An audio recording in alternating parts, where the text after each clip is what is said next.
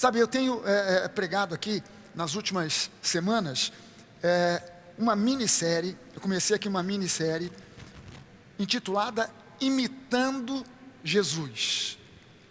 Imitando Jesus, o caminho da vitória. Hoje é a terceira semana que eu estou dando continuidade nessa minissérie aqui, Imitando Jesus, o caminho da vitória. E a gente viu aqui pelo menos 2 versículos no Novo Testamento, 1 Coríntios 11:1, onde Paulo faz um convite à igreja, que eu considero mais do que um convite, eu entendo que é quase que uma intimação, onde ele diz: sejam meus imitadores, como eu sou de Cristo. Depois em Efésios 5, também no versículo 1, ele diz: sejam imitadores de Deus, como filhos amados que vocês são. Sejam imitadores de Deus. E hoje, eu vou falar sobre nós imitarmos Jesus, amando como Ele amou. Sermos imitadores de Jesus, amando como Ele amou. E eu quero destacar aqui alguns pontos. Eu tenho tentado, nesses dias, pregar de uma forma bem didática, separando em pontos para que você registre muito bem na sua mente, medite a respeito disso e deixe isso cair no seu coração, a respeito dessa imitação que a Bíblia, que a Palavra de Deus nos convida a fazermos do nosso Senhor, do nosso Mestre, do nosso Deus, que não é uma caricatura, é uma imitação. Imitação no sentido de que nós precisamos ser verdadeiros clones de Jesus, andando sobre a face da terra. Esse é o grande testemunho que o mundo espera de nós, e que Deus espera que nós possamos mostrar ao mundo, sermos uma cópia, sermos um clone de Jesus em pensamentos, em palavras e em ações. Cada um de nós aqui tem o seu jeito de ser, tem a sua personalidade. Um é mais introvertido, o outro é mais alegre, um é mais risonho, o outro é mais sério. A personalidade pode ser diferente, mas no caráter, todos nós precisamos ser iguais. Nós precisamos ter o caráter de Jesus. E eu quero destacar 3 pontos para você aqui nesse dia, nesse nosso encontro. Eu quero destacar 3 pontos para você a respeito de amarmos como Jesus amou. Falarmos um pouquinho desse amor que Jesus, ele ministrou, ele demonstrou, ele vivenciou enquanto ele esteve aqui na terra e continua vivenciando até hoje, porque ele nos ama intensamente, incondicionalmente, exatamente agora. Em primeiro lugar, eu preciso lembrar que quando eu ajo em amor, eu estou imitando Cristo no mais alto nível. Imitar Jesus no mais alto nível não é simplesmente tentar e orar para que sejam multiplicados os pães e peixes, não é simplesmente orar pelos enfermos. Isso é bom, isso faz parte do nosso contexto, orarmos, clamarmos por milagre, impormos as mãos sobre os enfermos para que eles sejam curados. Nós cremos nisso, impormos as mãos para que as pessoas sejam batizadas com o Espírito Santo. Nós cremos nisso, mas o nível mais alto de imitação que nós podemos ter de Cristo é quando nós agimos em amor. João capítulo 13, nos versículos 34 e 35, Jesus diz assim: eu lhes dou um novo mandamento, e esse mandamento é o seguinte: que vocês amem uns aos outros, assim como eu os amei, que também vocês amem uns aos outros. E nisto que todos conhecerão que vocês são meus discípulos, se vocês tiverem amor uns aos outros.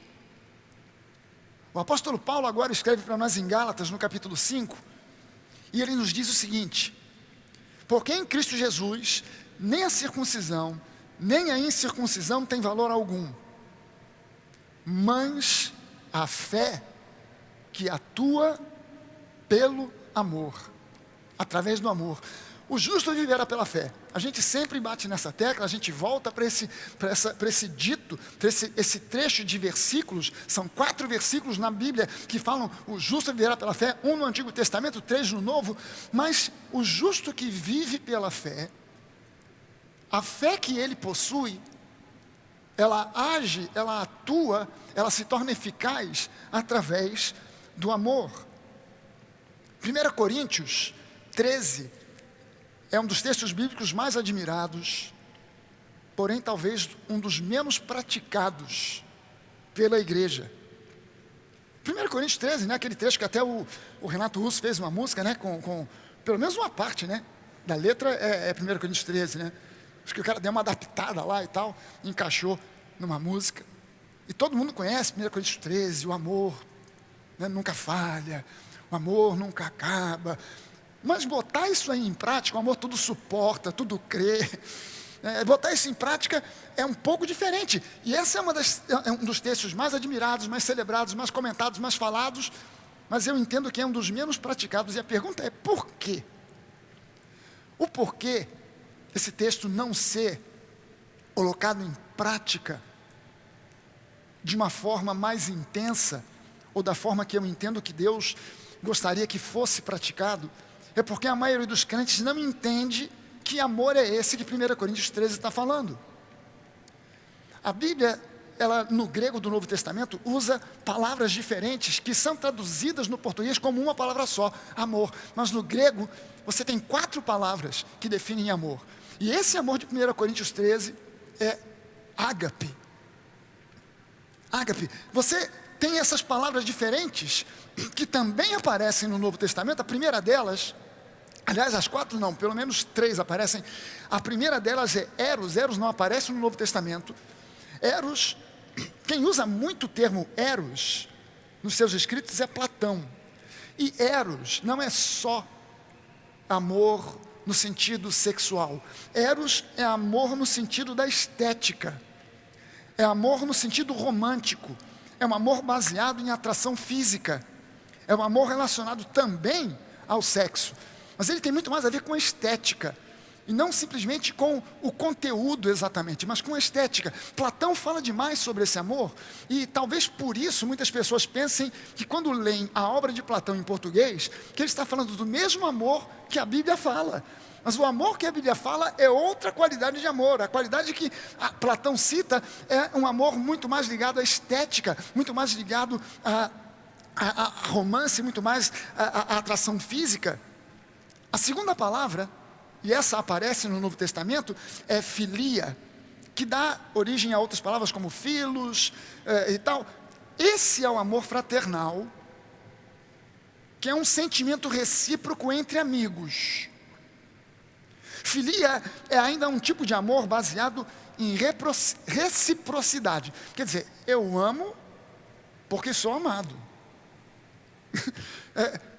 Uma vez que o Gabriel me ama, então vou fazer um favor para ele, vou amar ele também. Vou devolver o amor. Mas também, se ele não me amar, acaba, a fonte aqui também cessa. Porque filia se baseia em reciprocidade. O terceiro termo que aparece no Novo Testamento é storge. Storge, tem gente que fala storge, mas a pronúncia exata ninguém sabe muito bem, mas storge é um verbo que está mais relacionado com afeição familiar. Seria traduzido como com propriedade no português, como amar com ternura. É aquele olhar terno. Ternura, amar com ternura. Suportar, caramba, suportar. Traduzir amor como suportar. E o uso mais normal de storge é descrever um amor entre pais e filhos, entre cônjuges, que não tem aí a ver, no caso dos cônjuges, não tem a ver com eros, que é a questão mais estética e sexual, mas tem a ver muito mais com essa ternura entre um casal, entre pais e filhos e tal. Mas o amor com o qual Jesus nos amou, o tipo de amor que eu devo exercitar para imitar Jesus, é ágape. Ágape é um tipo de amor incondicional, que gera entendimento, que gera redenção, que gera boa vontade. E esse é o tipo de amor com o qual Deus nos ama. Um amor que não busca os seus próprios interesses e por isso não exige nada em troca. Olha só a diferença. Filia eu amo porque sou amado. Mas ágape, eu amo independente de ser amado. Deus não está preocupado se você o ama ou não, porque Ele te ama do mesmo jeito e de qualquer jeito. Porque essa é a natureza dEle. Ele nos ama com um amor que não é filia, que não é eros, que não é estorga. Ele nos ama com ágape, que é um amor incondicional. Ele ama você independente da aparência. Talvez eros, julgando a estética, olhe e fala assim, não, o que eu vejo não me agrada muito. Mas ágape não julga assim. O que eu vejo não me agrada, mas eu amo assim mesmo, porque eu não baseio esse meu relacionamento em eros, mas em ágape. Você está entendendo por que quando a Bíblia fala sobre o amor, no contexto de casal, quando Paulo escreve falando sobre relacionamento de marido e mulher, é óbvio, entre marido e mulher precisa haver eros. Mas se só houver eros, em pouco tempo vai dar separação. Porque o que vai sustentar eros é ágape. Ágape é mais profundo, ágape é mais sólido, ágape é constante, eros pode variar, filia pode variar, filia pode se modificar. A pessoa de repente, a gente já ouviu essas histórias, né? De repente duas pessoas que são super amigos ou amigas, e de repente viram piores inimigos, porque filia de repente precisa de reciprocidade, e por algum motivo, de alguma forma, de repente chegou ao fim. Mas quando você ama com ágape, é diferente. Quando você ama na dimensão do amor ágape, que é o amor com o qual Jesus sempre nos amou, você ama as pessoas, não porque elas são fáceis de serem amadas, ou porque elas fazem coisas que nos agradam, mas porque Deus as ama. Sabe que tem gente que é simpática dessa, né? E é fácil de amar uma pessoa simpática. Difícil amar uma pessoa antipática, né? Uma pessoa fechada, sempre de cara amarrada. Mas ágape não se baseia nisso. Aquele ali é fácil de amar porque ele é muito simpático, aquele ali já é mais complicado porque é uma pessoa, caramba, ou camarada azedo. É difícil de amar. Ágape não julga isso. Ágape não ama por causa disso. Não, mas aquela pessoa eu amo porque ela sempre faz o que me agrada. Não, ágape não se baseia nessas coisas. Ágape é um amor incondicional. E é somente no nível de ágape, somente nesse nível, que é possível amar a pessoa que faz o mal, enquanto se odeia o mal que a pessoa faz. Por isso é que Jesus pede de nós, com base em ágape, que nós amemos até mesmo os nossos inimigos.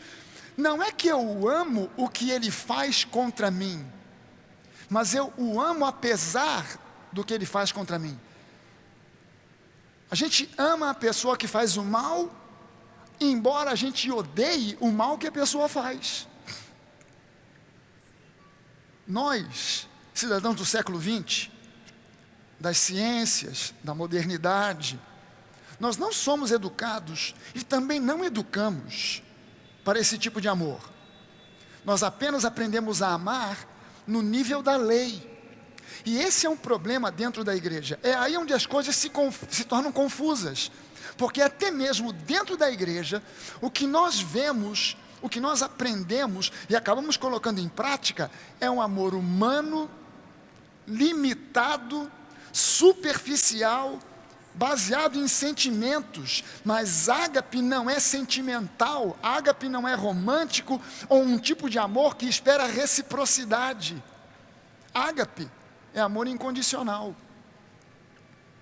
Em segundo lugar, segundo ponto que eu quero destacar para você aqui, é que somente na dimensão do amor ágape eu vou encontrar forças para realmente perdoar quem me fere ou se opõe a mim. É só na dimensão de ágape. Se eu ficar na dependência de sentimentos, se eu ficar na dependência daquilo que eu acho, daquilo que eu sinto, dificilmente eu vou conseguir andar na mesma dimensão que Jesus andava. Dificilmente eu conseguirei ser o imitador de Jesus. Dificilmente.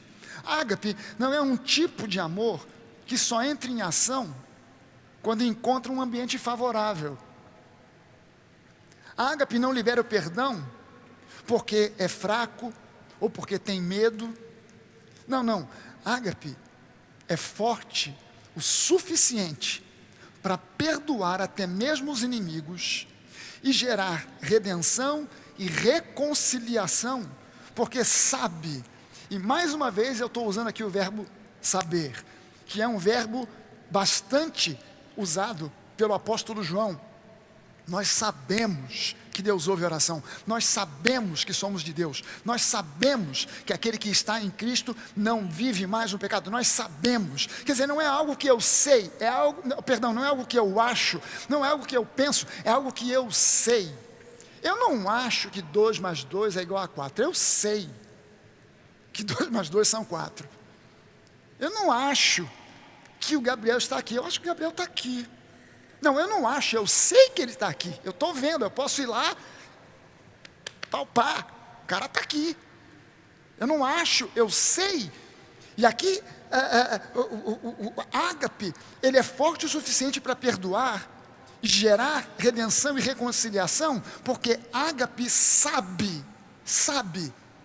que as trevas não podem expulsar as trevas, que o ódio não pode eliminar o ódio. Só o amor pode fazer isso. Ágape entende isso, sabe disso. O terceiro ponto que eu quero lembrar para você aqui, sobre imitarmos Jesus em amor, imitarmos Jesus em amar, é que somente ágape pode trazer paz e cura para uma alma atormentada. E eu vou querer explicar agora direitinho para você o que isso quer dizer. Veja só o seguinte. 1 Tessalonicenses, no capítulo 5, no versículo 23, Paulo nos mostra que o ser humano, ele é um espírito, que no grego é pneuma, que possui uma alma, que no grego é psique, e psique é a mente. Essa é a definição que Paulo dá para a alma. A alma, na verdade, é a mente, é a série das emoções, da vontade, dos pensamentos. Então, o ser humano é um espírito que possui uma alma que habita num corpo, que é soma, o corpo físico, que nada mais é do que o meio que Deus nos dá para nos comunicarmos no mundo físico. Mas você e eu somos, na verdade, um ser espiritual, um espírito. O apóstolo Tiago diz que o corpo sem o espírito está morto, é morto. O ser humano é um espírito que possui uma alma e habita num corpo. A personalidade está associada com a alma, mas o caráter está associado ao espírito. Portanto, a personalidade está num nível bem mais superficial do que o espírito, do que o caráter que está no espírito. Personalidade está no nível da alma. Presta bem atenção nisso. Personalidade está no nível da alma. Caráter está no nível do espírito. Agora veja só o seguinte. O princípio dos princípios é o amor. A gente ouve falar muito sobre princípios e valores, né? E às vezes eu vejo que, até eu, qualquer um, fica meio confuso, mas o que é um princípio, o que é um valor? Isso aí é princípio ou é valor? E às vezes quando a gente começa a falar de princípios e valores, a gente vê aquilo tudo e fala assim, olha, para mim é tudo a mesma coisa, princípio é valor é princípio. É difícil às vezes diferenciar um do outro, né? É difícil, mas uma coisa eu posso garantir para você, o amor é muito mais do que um valor, é um princípio. E o amor é o princípio dos princípios, é o principal dos princípios. É até uma redundância, né? O principal dos princípios, o principal dos principais. É o principal de tudo, a base de tudo é o amor. Quanto menos princípios, presta atenção nisso aqui, quanto menos princípios uma pessoa tiver enraizada no seu espírito, mais superficial e até mesmo doentia será a sua personalidade. Personalidade está a nível de alma. Caráter está a nível de princípio, a nível de espírito. O caráter é formado por princípios, não simplesmente ou somente por valores.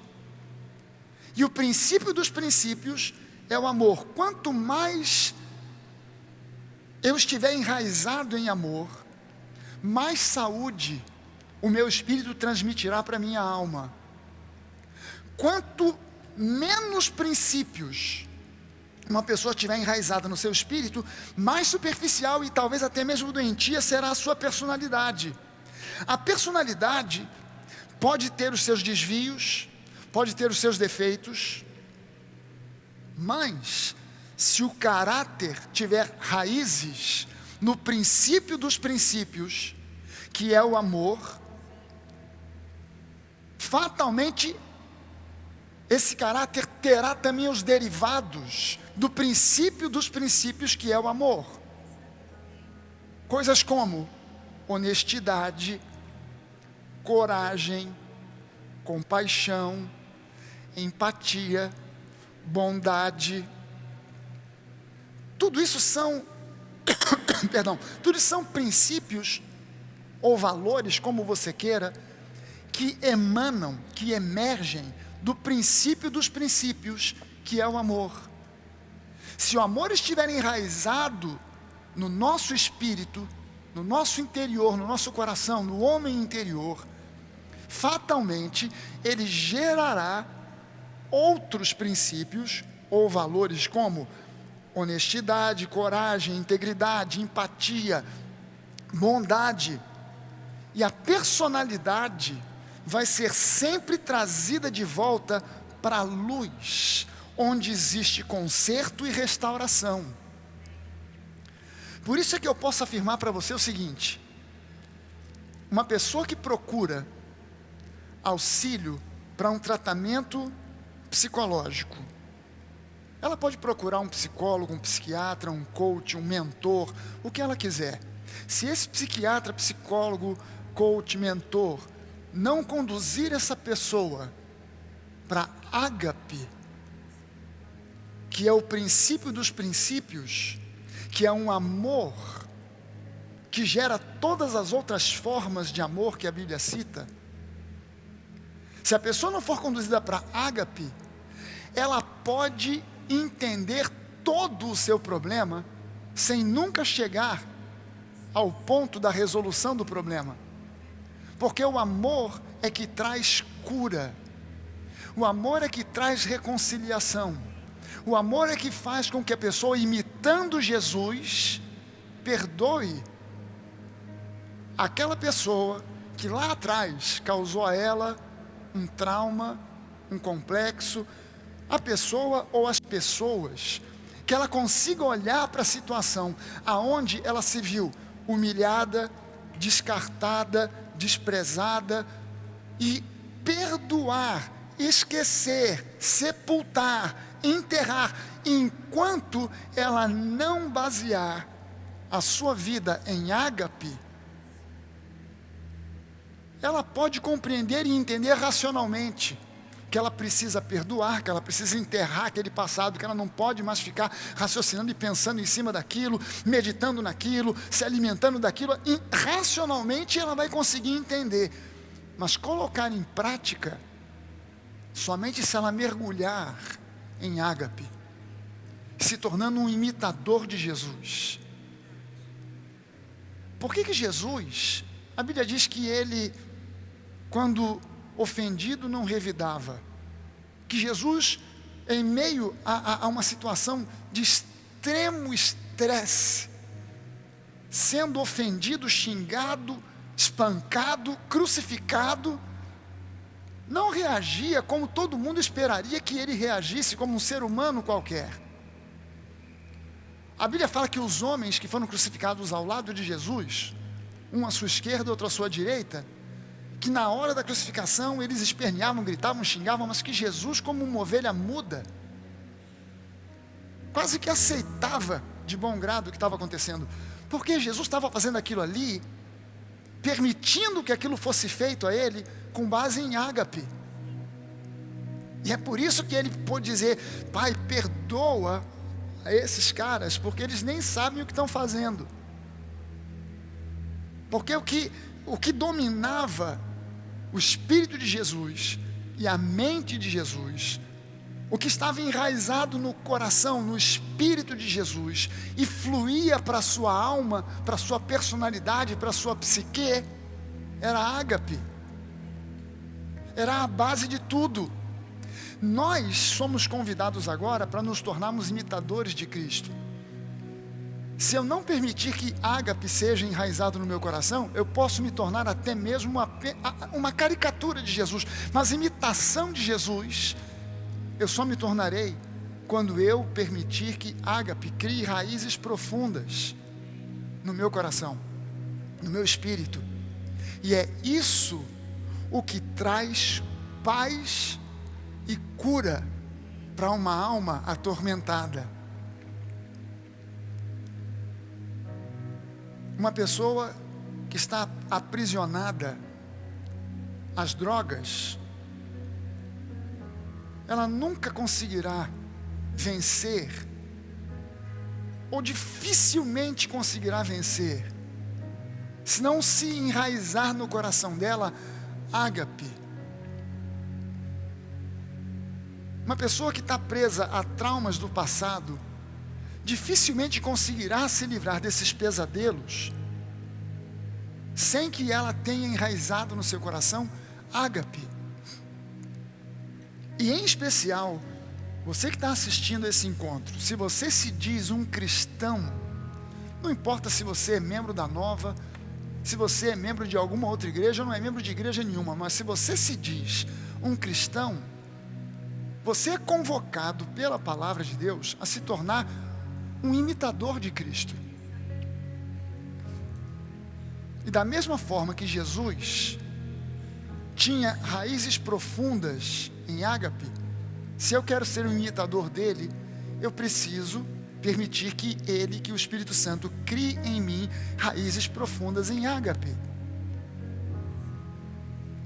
A nossa vida muda da água para o vinho quando nós permitimos que muito mais do que doutrinas, muito mais do que conceitos teológicos, muito mais do que aquilo que a minha denominação ensina e pensa, quando eu permito que ágape esteja acima dessas coisas, esteja enraizado no meu coração, muito antes e muito mais do que as doutrinas da denominação, quando eu permito que ágape seja a base daquilo que eu chamo de cristianismo, a minha vida começa a mudar, porque eu começo a me tornar imitação de Jesus.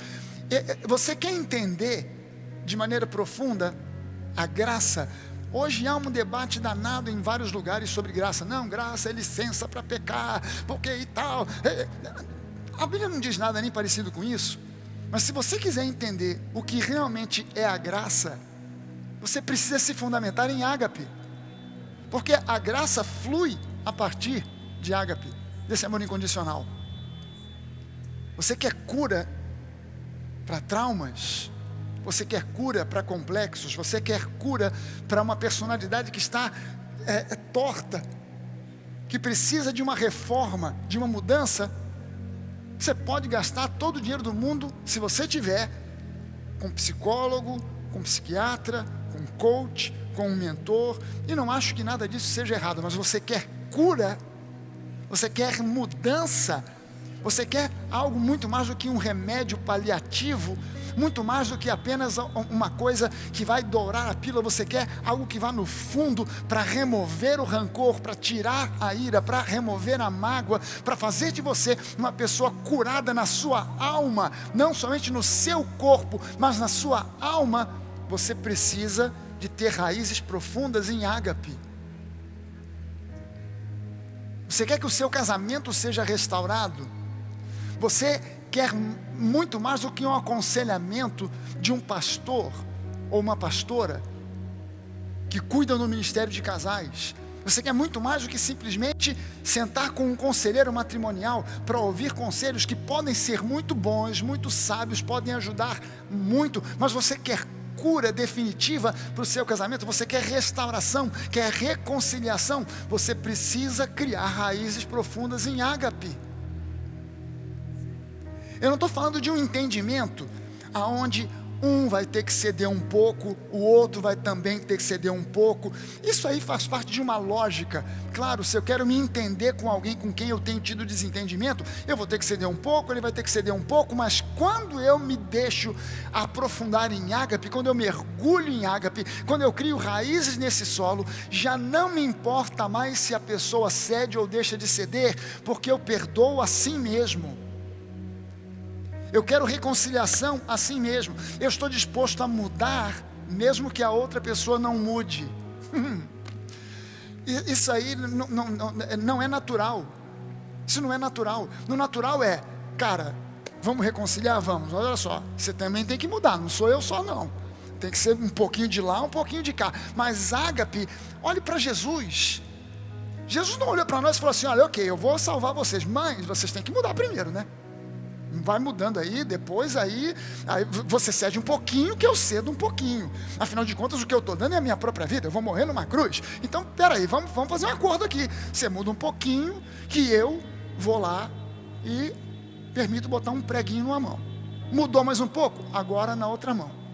Não, Jesus ele foi de cabeça, de cara, sem pensar, sem retroceder, porque ele não exigiu absolutamente nada de nós. Agora, o que é incrível é que quando nós olhamos para Jesus, nós não tínhamos feito nenhum pacto, não tínhamos feito nenhuma promessa, e Ele não exigiu nada de nós, mas quando nós olhamos para Jesus no nosso espírito e entendemos que Ele fez o que fez por nós, com base em ágape, sem exigir nada de nós, caramba, a gente mudou. Ele não pediu para a gente mudar, Ele não exigiu que a gente mudasse, Ele não mandou a gente fazer força para mudar, mas simplesmente ao olhar para o amor incondicional que Ele ofereceu para nós, isso nos tornou irresistíveis a Ele. Nós fomos atraídos a Ele, irresistivelmente atraídos a Ele, e ao chegar cada vez mais próximo deles, quanto mais próximo dele a gente chega, mais transformado a gente é, não por um esforço nosso, mas por ágape.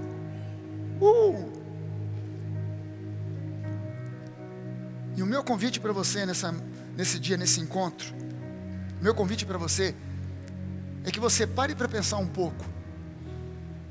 Talvez você faça parte desse grupo da igreja que já conseguiu amar o próximo, mas a nível humano, com simpatia, com um amor que é muito mais filia ou storge do que ágape. Eu quero convidar você para pedir a Deus uma mudança de interior, uma mudança de qualidade nesse amor. Eu quero que você faça essa oração e peça: Deus, eu não quero amar de acordo com os conceitos da religiosidade, eu quero amar de acordo com os conceitos da palavra, eu quero amar com base em ágape. Ágape, que é um amor incondicional, que perdoa, que restaura, que reconcilia, que cura.